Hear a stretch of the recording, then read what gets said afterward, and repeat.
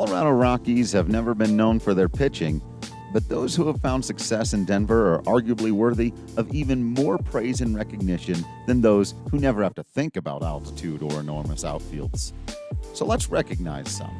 I'm Drew Kreisman, and these are my top 10 Colorado Rockies starting pitchers of all time. Let's start once again with an honorable mention, and it's Armando Reynoso. Reynoso will always be underrated because his time with the Rockies came before the humidor and in the mid-90s. But he pitched 4 consecutive seasons with a park-adjusted ERA plus above league average, something few Rocks hurlers have done. You might want to get used to that stat, by the way. Number 10, Jason Jennings. The 2002 NL Rookie of the Year never quite turned into what the Rockies, and you gotta figure Jennings, had hoped. An unforgettable debut and first season gave way to 6 seasons of okay pitching. It is really only in hindsight and when getting past expectations that we realize that 156 games of above league average pitching, he put up a 103 ERA plus in Colorado, is more rare and impressive than we knew at the time. Number 9, Jeff Francis. The only pitcher to ever open a World Series for the franchise, lefty Jeff Francis was the team's best pitcher in their best year. He never put up especially gaudy numbers and wasn't exactly a feared ace or strikeout artist, but he was at his best when it mattered most, placing 9th in Cy Young voting in 2007 and earning a special place inside the hearts of Rockies fans everywhere. Number 8, Pedro Astacio. Astacio couldn't have picked a worse time to pitch at Coors Field. Before the humidor and still in the thick of the steroid era, his .543 ERA in 5 seasons with the Rocks looks awfully uninspiring. But modern metrics show us a 102 ERA plus that came with consistency. Astacio was above league average in 4 of the 5 seasons he pitched in Denver and pitched over 190 innings 3 times. Arguably the best workhorse in Rockies pitching history. Number 7, Jhoulys Chacín. Now in his second stint with the club as a reimagined reliever, Jhoulys Chacín quietly built a fantastic resume for a Rockies team that nobody was paying attention to. Lacking in too many standout performances or memorable moments, Chacín simply went about the job of pitching pretty well, pretty often, from 2010 to 2014, and carries a 109 ERA plus in 170 games pitched for Colorado. He's 4th all-time on the Rockies pitcher WAR charts and is about to be caught by number 6, Kyle Freeland. The hometown kid has clearly been comfortable in Denver.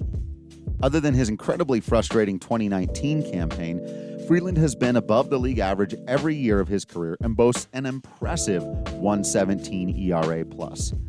He was nails for the Rockies down the stretch in 2018, outdueling far more seasoned opponents in both the game that clinched the Rockies' postseason spot and, of course, more famously, against John Lester and the Cubs in the National League wildcard game.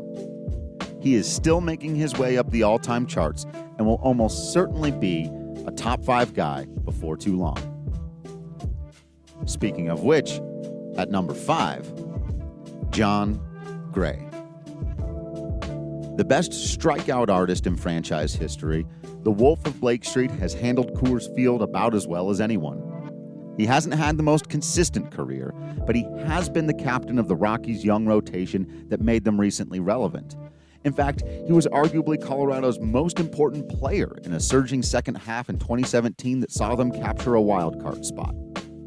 Over the last several seasons, he has been a substantially better pitcher at home than out on the road, proving perhaps the most important point of all, that Coors Field can be conquered.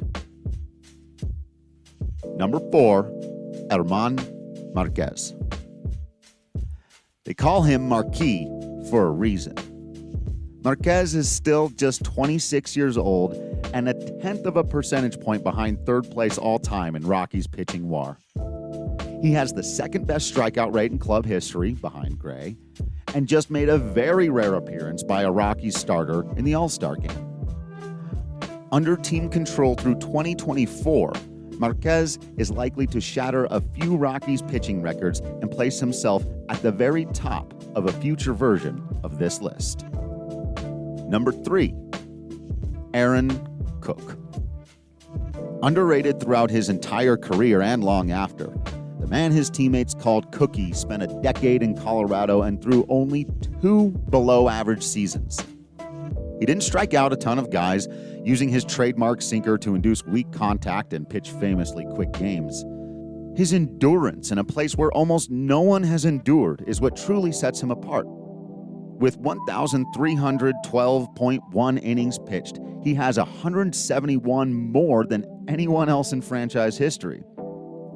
Incredibly unfortunate blood clot issues stopped him from running away with that distinction even further, as it robbed him of a decent chunk of 2007 and may have even ultimately ended his career early.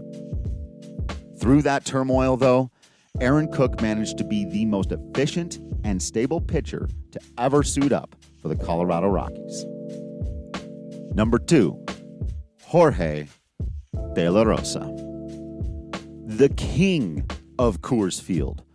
Jorge De La Rosa might be the most underrated player to ever play for the Rockies. He was good to great and even at times dominant in 9 years with the club. He ranks first in franchise strikeouts and wins, second in innings pitched and games started after Cook. The most amazing thing about De La, though, is easily his sheer dominance of the most hitter-friendly park of the modern era. The Mexican-born southpaw won 53 times and lost only 20 games at 20th and Blake, a staggering winning percentage of 72.6%. John Gray is in second at 63. There is no measuring, though, what De La Rosa meant to multitudes of communities every time he took the mound in Denver, and why he remains a fan favorite to anyone who came out to the ballpark and watched him tame the beast. And at number 1, Ubaldo Jimenez. He didn't last nearly as long as Cook or battle Coors Field nearly as well as De La Rosa or Gray. But Ubaldo Jimenez was so dominant during his time in Denver that he still belongs atop the mountain. He ranks comfortably first in franchise history in pitcher WAR, ERA, hits per 9, home runs per 9, fielding independent pitching, really fancy stats like base out wins saved, and shutouts. He threw the only no-hitter in Rockies history as a part of the most dominant season in Rockies history. His first half of 2010 drew legitimate comparisons to Bob Gibson, posting an .078 ERA over his first 11 starts. He entered the All-Star break with a .220 ERA and started the game for the National League, the only Colorado pitcher ever to do so. He ended with a .288 ERA, a .161 ERA+, and placed third in Cy Young voting. All told, he pitched in 138 games across 6 seasons with the Rockies and posted an ERA+ of 128, which is a whopping 9 better than second place. Ubaldo Jimenez at his peak was a true ace. He inspired fear in the hearts of opponents in a way that no one else who has ever donned purple pinstripes has quite been able to match. Thank you so much for watching and listening, and thank you again to Pat for the logo and Annika for all the wonderful video wizardry going on here. Remember that for more content on Colorado Rockies baseball, other sports, the MCU, DCEU, Star Wars, video games, a weekly professional wrestling podcast, and more, head over to patreon.com/DC Productions.